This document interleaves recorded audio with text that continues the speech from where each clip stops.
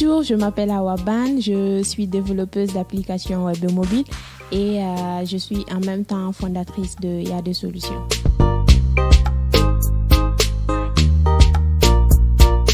Parlant de mon parcours, en 2012, j'ai eu mon bac et j'ai été retenue à l'École nationale d'ingénieurs de Bamako et Niabété.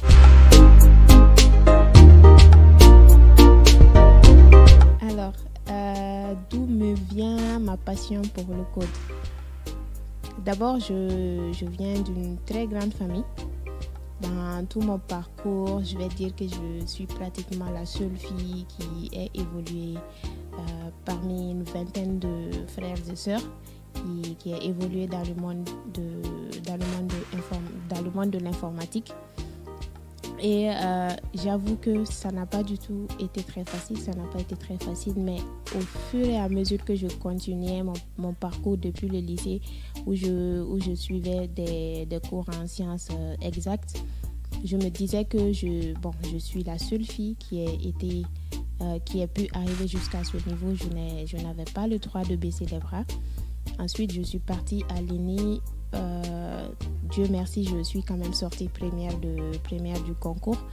Du coup, ça m'a encore plus motivée. Et quand j'ai fini mon parcours en BTS, je suis partie au Sénégal. Je devais faire le choix entre les télécoms et le code. Du coup, je me suis dit, de toutes les manières, je suis une femme.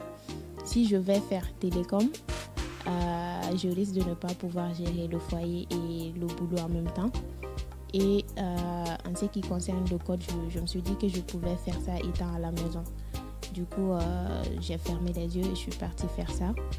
Et plus je faisais ce truc, plus je me voyais comme une magicienne. Parce que quand je faisais un code et que ça fonctionnait, c'était un sentiment vraiment waouh.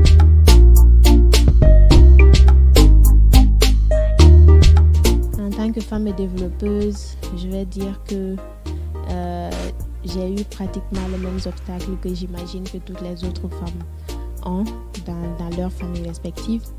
Parce que quand on est la seule fille à développer à la maison, c'est compliqué. Le papa qui est très âgé et c'est pas du tout facile parce que quand il te voit sur l'ordinateur, il pense que tu es juste en train de faire du Facebook ou juste en train de chatter avec tes amis alors que tu es fatigué à chercher la solution à une erreur que tu as dans ton code. Et c'est vraiment ça, parce que aussi quand le papa ne comprend pas que tu rentres souvent tardivement à la maison, ils savent pas exactement dans quoi tu évolues. C'est un gros problème. Et le souci, c'est que généralement dans notre continent, les femmes n'ont pas vraiment elles n'ont pas vraiment la voix. Elles ne peuvent pas s'exprimer, elles ne peuvent pas expliquer aux parents, ni aux frères, ni aux sœurs ce dans quoi elles sont réellement. Et peu importe ce qu'on fait, il n'y a que quelques-uns dans la famille qui peuvent te comprendre. Et malheureusement, ce sont des gens qui ne peuvent pas souvent nous défendre. Et c'est un gros problème dans notre société.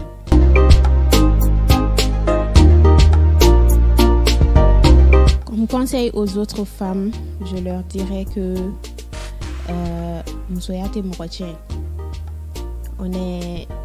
on va pas dire que on est pareil aux hommes, mais on a aussi quelque chose à apporter à ce monde.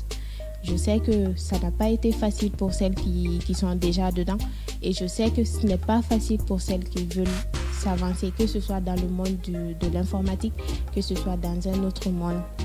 Il faut que les femmes sachent que c'est pas parce que les hommes ont plus de force que nous n'avons rien à faire dans ce monde. Nous ne sommes pas venus juste pour faire des enfants, nous ne sommes pas venus juste pour être des femmes au foyer. Nous avons quelque chose à apporter à ce monde et nous devons nous battre pour cela.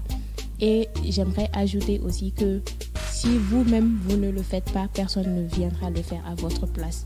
Il ne faut pas avoir peur des coups, il ne faut pas avoir peur des insultes, ni avoir peur de la pensée des autres. Ce que vous apporterez au monde, c'est ce que vous allez laisser à vos enfants, à vos petites sœurs et à vos petits frères. Merci.